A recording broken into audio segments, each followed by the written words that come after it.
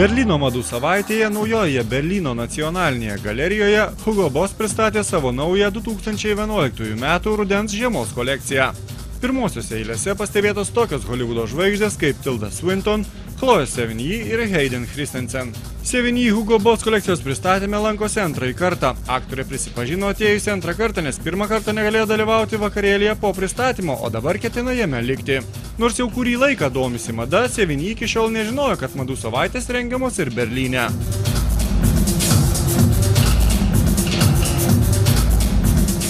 Žinojau apie Berlyną ir apie puikią šio miesto gatvės madą, tačiau neįsivaizdavau, kad jūs rengiate mados savaites. Nusprendžiau čia atvykti ir paremti vokiškus prekės ženklus ir Vokietijos mados savaitę.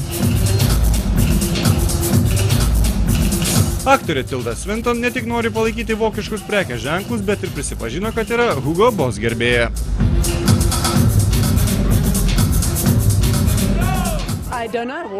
Nežinau, ką šį vakar pamatysime, tačiau man patiko tai, ką jau čia mačiau.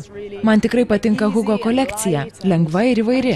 Kiekvienas gali kažką įsirinkti savo ir žaismingai priderinti.